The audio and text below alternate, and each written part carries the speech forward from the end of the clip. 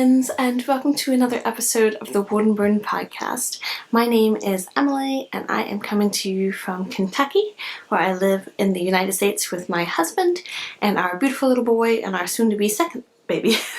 I'm currently in my third trimester, pregnant with our second little boy.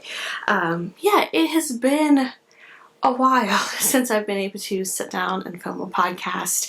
I have been knitting up a storm, going absolutely crazy with all of the knitting, but I just have not had the opportunity or not felt well enough, not necessarily well enough, but like peppy enough to sit down and film.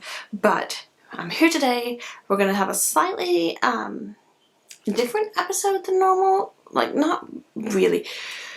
I have a lot of knitting that I could talk about, but I kind of want to get back into the flow of filming regularly and getting podcast episodes out, and I would really like to get this filmed, edited, and uploaded today.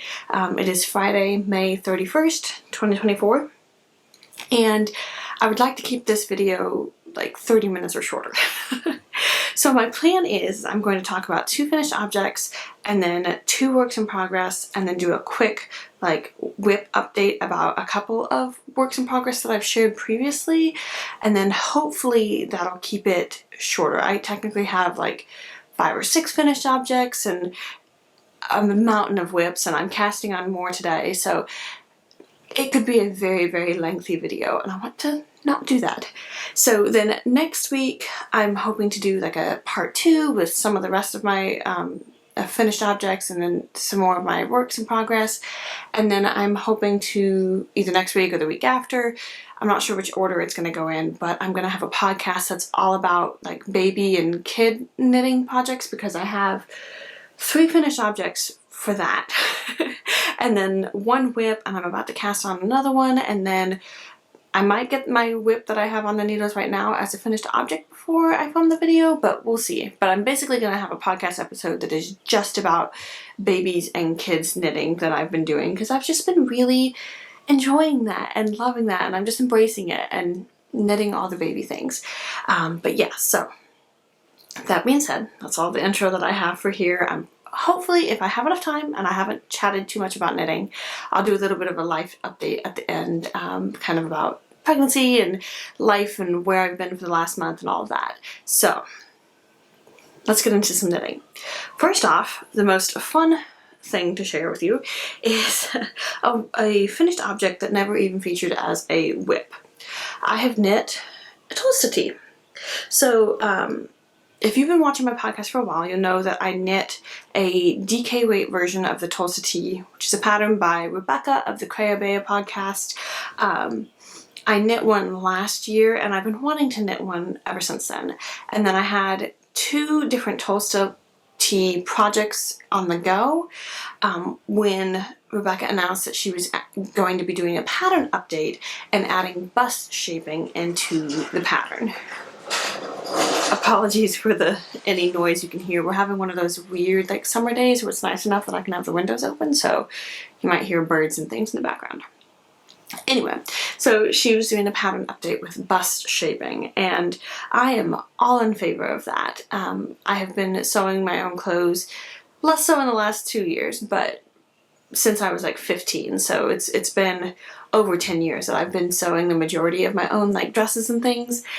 And I always have had to do bust shaping of some kind, because my full bust measurement is significantly larger than like my under bust measurement or my waist measurement.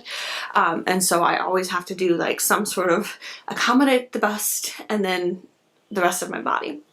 So when I saw that she was putting out a testing call for that, I immediately signed up to do it, and I got in, which was fantastic.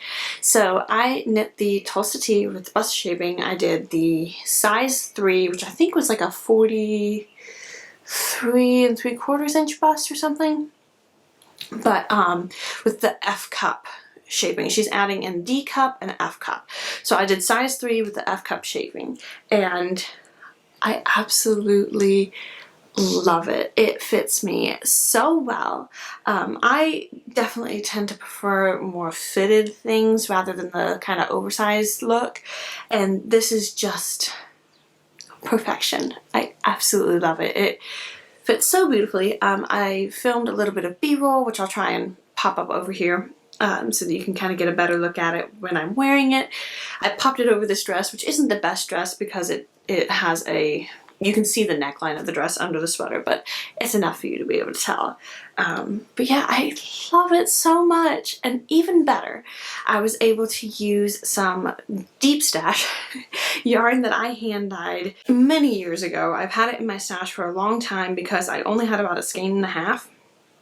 Oh, I forgot to mention, it's a fingering weight version, because if you don't know, the Tolsta tee has a DK weight and a fingering weight version, and so the pattern update has the best shaping for both the fingering weight and the DK weight shaping as well. So I did the fingering weight version.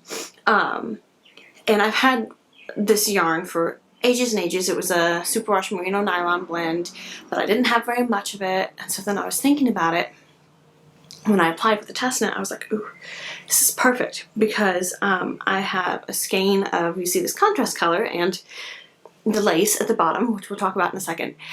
This contrast color is a beautiful hand-dyed yarn from Emily of Night Bright Yarn Co.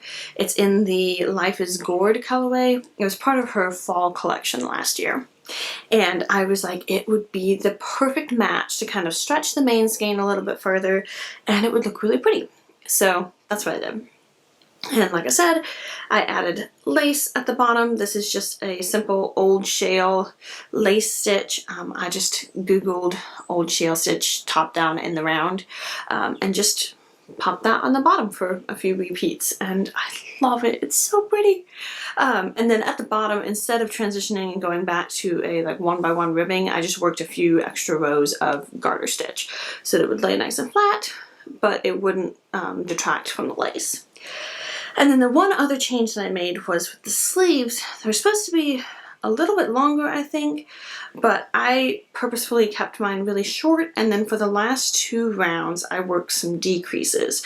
I decreased, I think, a total of like somewhere between 15 and 20 stitches, because the first round I decreased 10 stitches, and then I think the second round I decreased like 7 stitches or something. I can't remember for sure. And that was so that it would give it more of like a cap sleeve rather than a really loose open sleeve, which I just tend to find more flattering on me. And yeah, it's beautiful. I worked it on a US size 3 needle, which I can't remember what that is in millimeters. If that's a 3.25? I can't remember for sure. But the main portion of it's worked on a size 3, and then the neckline or the ribbing edges for the neck and the sleeves are done on either a 1 or a 1.5, US 1 or 1.5. I can't remember for sure. But yeah, I'm super, super happy with it. I love how it fits. And as a matter of fact, I loved how it fits so much that I almost immediately cast on another fingering weight version, which we'll talk about in just a second. I wanted to show you my one other finished object that I'm going to share with you this time, and that is my pair of socks for May. And again, I don't remember if this is something that I have shared already. I think I talked about that I was going to be casting these on, but I don't remember if I actually ever shared them on the podcast. Part of that was because the first sock worked up super quickly. I think I got it done in like, it was less than a week. It was just a few days. Like, I was so happy with how it was looking, and the yarn was so much fun, and I wanted to see how it looked, and blah, blah, blah. And so I just whipped it up super fast. And then the last one, I'd cast it on, but it kind of just sat there for weeks until I was done being distracted by my Tolsta tee. And then I was like, oh shoot, we're almost at the end of May. I need to hurry up and finish this.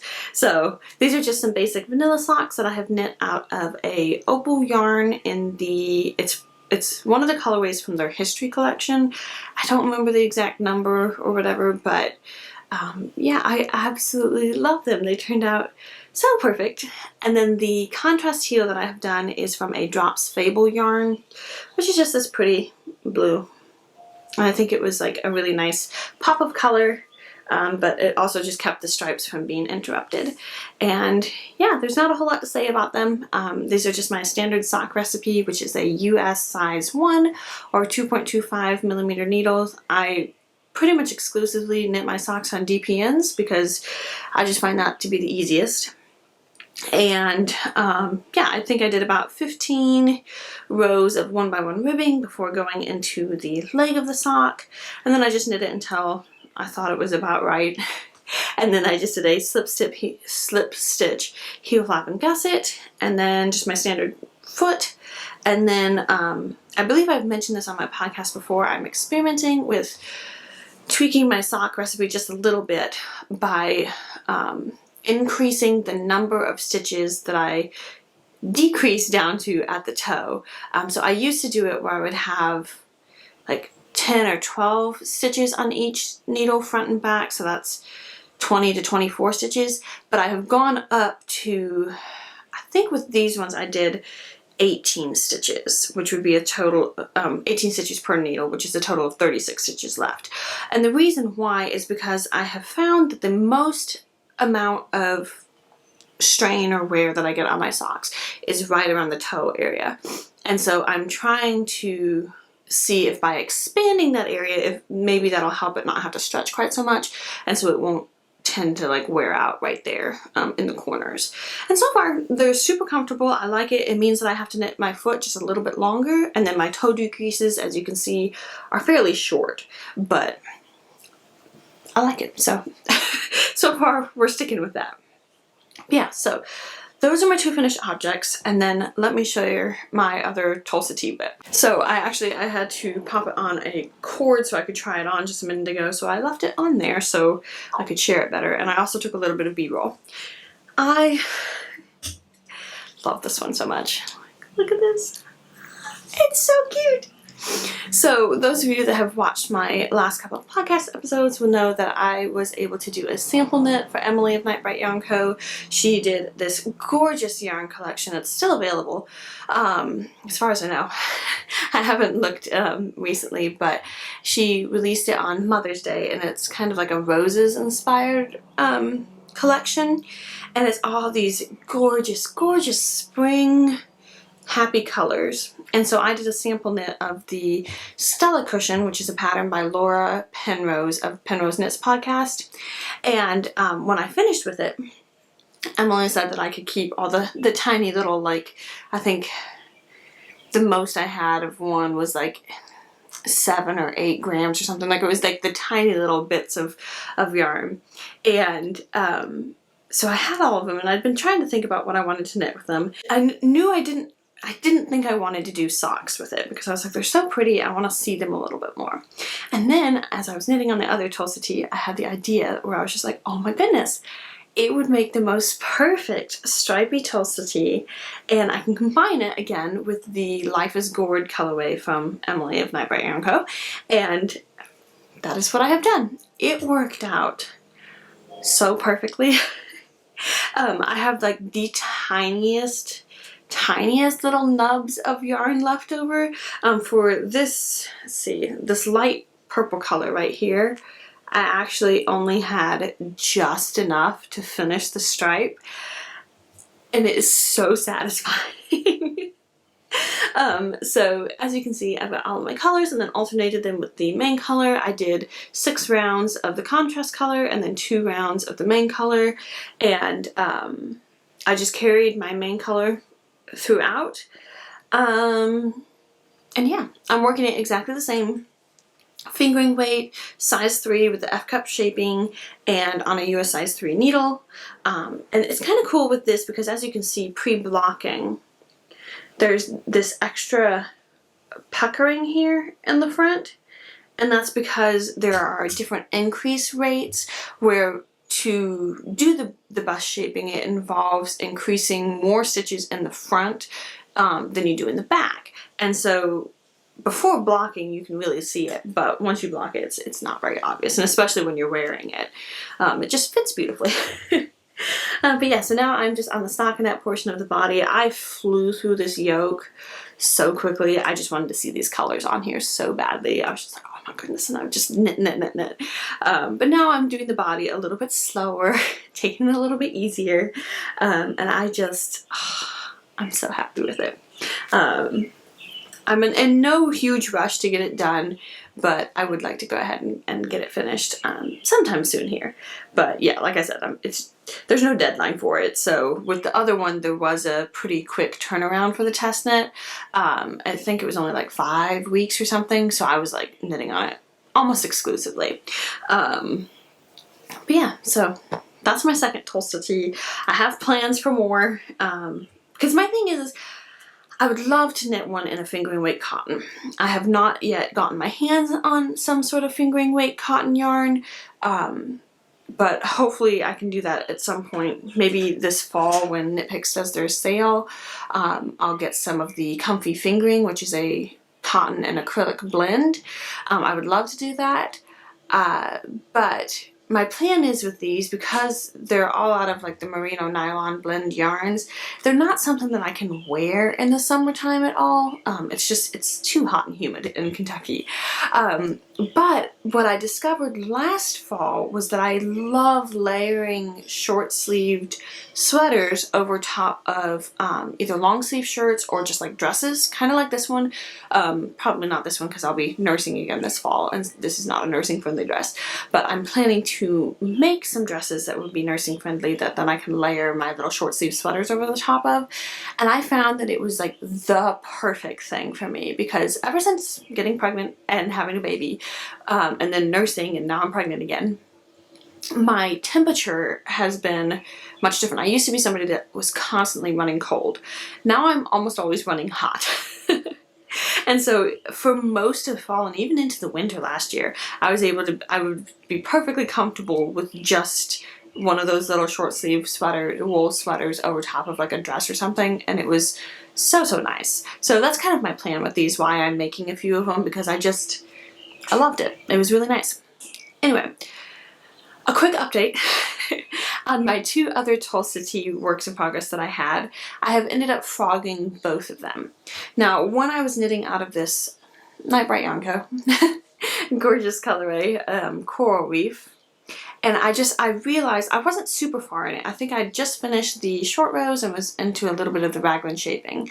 And I just realized that based off of how much I love the fit of these Tolstas with the bust shaping, I wasn't going to be happy with this, and because it was a bigger size and didn't have the bust shaping. And so I was just like, you know what, I would rather frog it now than to finish it and then it doesn't fit me as well. So I'm thinking about probably casting on, once I finish this Tolsta tee, casting back on the coral reef one. But now I'm kind of toying with the idea, if I have enough leftover of the Life is Gourd colorway, of doing like this sort of a pattern of stripes throughout the whole sweater, with this as like my main color and this the navy blue as like the ribbing and stuff. I'm thinking about it. We'll see how much yarn I have left and whether or not I can make that happen. But it would be kind of funny if I had 3 Tolsta tees that all feature the Life is Gourd colorway.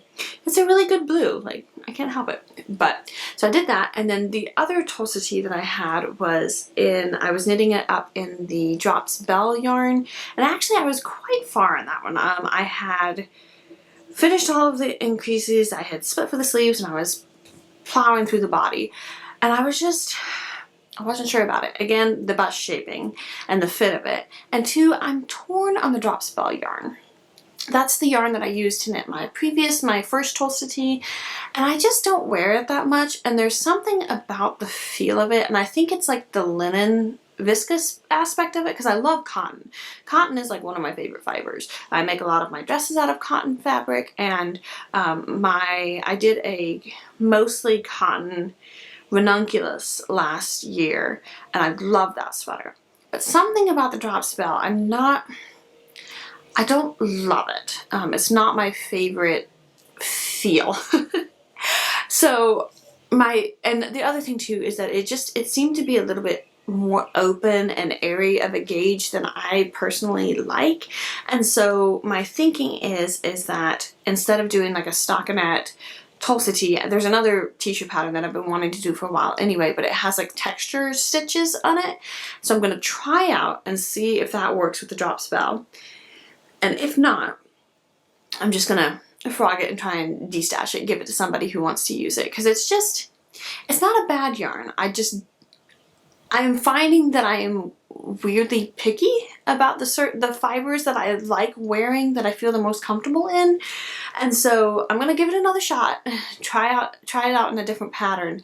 But we'll see how that goes.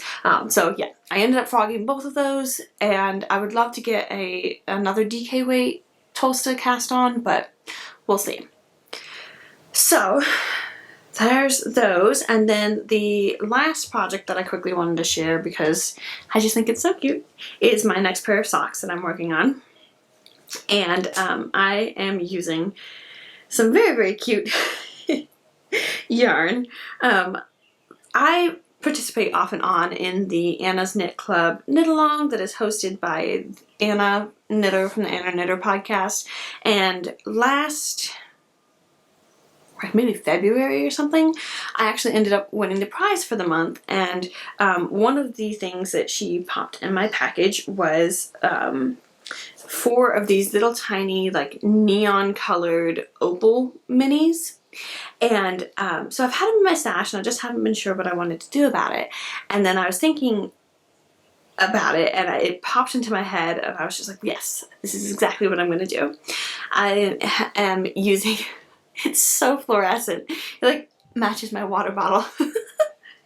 I'm using the pink mini for the cuff, and then I'm going to knit the main part of the sock in this gray yarn, which is a Drops Fable yarn. Drops Fable? Ta-da-da! Little focus, there we go. And then I'm going to knit the toe in this green fluorescent colorway, and then repeat for the second sock. And then I have a yellow and an orange mini, which I would like to do kind of the same thing, where I use one for the cuff, one for the toe, because they're only 10-gram minis, and so I couldn't do I couldn't make the sock 100% matching by having all like pink cuff and toe. But yeah, so I just wanted to show it really quickly because it's really cute. And again, this is just my basic sock recipe. I am using the stitch pattern from the Hermione's Everyday Socks, which is a free pattern by Erica Luder. Fantastic. Absolutely love it. I haven't knit it in quite some time, and it's on my Make 9 board, which that's the other thing. I have some updates to my Make 9 board coming soon. And I've been wanting to reknit it for quite some time, and now I am. So it's kind of hard to see, like, you can't really tell too much that there is an actual stitch pattern, but it's fun to knit. So yeah, and I've done just a basic slip stitch, heel flap, and gusset, and we're plowing along on the foot, and it's lovely. So that is all the knitting that I have to share. I think we're getting close to or over 30 minutes, so gotta hurry up and wrap this up. But yeah, so I have been just in such a knitting mood recently, and I am just embracing every second of it. I was telling my husband, this feels a lot like the summer before I had our first baby, where I wasn't working and I was just home, and I just did tons of crafting and knitting and stuff, and just kind of relaxed before that crazy like newborn baby phase happened. And I really feel like that's kind of what's going on right now, where our toddler, he weaned like 2-3 months ago, and since then his sleeping and napping has just gotten so good. He has never been a very good sleeper, and I am just immensely grateful. Like, it still boggles my mind sometimes how much of a difference it is putting him to bed and stuff now versus when he was still nursing. And he's to the point now where he's pretty much sleeping through the night most nights. It's kind of a weird night if he doesn't, and he's doing really great. His transition from 2 naps to 1 nap was pretty rough for several months, but now he's got like a solid napping routine going on. And so I'm just trying to take advantage of that now, because I know that it's going to all completely change. Everything's going to go wonky when the newborn's here, because newborn sleep schedules are just wonky noodle. So I'm just trying to enjoy it, and our toddler's been sleeping in a little bit until like 7:30, which he never used to do. That's honestly only been happening in the last like month, which I'm again so grateful for, because it means that I've been able to get up and get in about an hour of knitting and just quiet time first thing in the morning, which is such a luxury. I have missed it so much. I'm very much a morning person, but I also just like kind of the peace and quiet first thing in the morning because I do not do well staying up late. But I've been able to get in about an hour of just quiet, calm, usually some knitting is involved time in the morning, and then our toddler's napping most days between 2 to 3 hours, and so I have that chunk of time in the middle of the day, and then in the evenings he's been going to bed by 7, so then I am trying to make sure I'm in bed between 8:30 and 9 just because I'm pregnant and my body needs the rest. And my internal body clock, with it being summertime, spring summertime, has been waking me up right around 5:30 every morning, and so I usually try and stay in bed for another like 20-30 minutes or so, but I'm almost every day up by 6, and so I go to bed, but that gives me a little chunk of time in the evenings, and so it's just been nice. I have had a lot more knitting time than I have had in, 2 years. So it's been lovely. I've been doing lots and lots of knitting, but yeah, really fast life update. First off, thank you so much to those of you who have been praying for me with this pregnancy. I mentioned in the last episode that I was getting ready to have my gestational diabetes test for this pregnancy, and there have been some things that kind of popped up in my initial blood work that just put me at a higher risk for getting gestational diabetes. Thankfully though, I had my test on May 1st. It was not fun, but we got it sorted, we got it done, and I passed. I do not have gestational diabetes. I do still have some weird health stuff. Basically my initial blood work put me in the pre-diabetic category, which was just such a shock. It was not something that I had any issues with my previous pregnancy or anything like that. But it's just, and so it's taken a lot of time mentally and emotionally and stuff to process through all of that, but basically it just puts me at a much higher likelihood of getting gestational diabetes, and it just means that my poor body is just having to work so much harder to stay healthy and, with this pregnancy and everything. So I'm still having to do a lot of things to try and keep all of my levels under control, because apparently I just had my next midwife appointment a couple days ago, and they said I barely passed the gestational diabetes test. I passed it, which I am so grateful for. But I just barely passed it, and so there are still things that we have to keep an eye out for and watch out for, and there's been a couple other things that have popped up that it's making this pregnancy a little much more challenging mentally and emotionally and physically in some ways than my previous pregnancy was, so that's been a little bit tricky to navigate, just to not stress about it and to trust that God's got a plan and He's going to take care of everything. But I just wanted to say thank you so much to those of you who prayed for me. I really do appreciate it. It meant a lot. April was really hard because I had the whole month of not knowing if I was going to have gestational diabetes or not, and kind of dreading the test that was coming up. And so it really did mean so much for all of you that said you were praying for me and stuff. I so appreciate it. But yeah, so that was right at the beginning of May, and then one of my brothers got married at the beginning of May, and so then my older sister came into town with her 3 boys and hung out for a couple days before the wedding. Then we had the wedding, and then came back, and she was there for another day, and then she went home, and then 2 days later my husband had a work trip, and so we were gone for 3 days, and then our toddler came down with a cold right before the work trip, and then of course by the end of it I caught the cold, and I'm pregnant, and so everything just takes so much longer and it hits so much worse than when you're not pregnant. So I had a bad cold for the next week, and so it's just kind of been busy all over the place, one thing after the other. But I feel like we're kind of calming down just a little bit, which is really nice. We're kind of getting back into the rhythm of everything. We don't really have any plans for June, so I am hoping that June will be a nice, chill, peaceful month in between the craziness, because in July, at the end of July, less than 2 weeks before my due date, one of my other brothers is getting married, so we've got another wedding coming up, and then right after that is when the baby's due. So I'm hoping that like the next 6 weeks will be kind of a very calm, relaxed, not doing anything.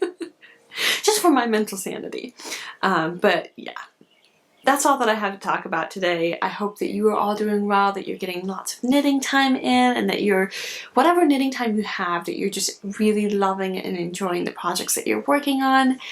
Thank you so much for watching this video and supporting my channel, liking, subscribing, commenting, all that fun stuff.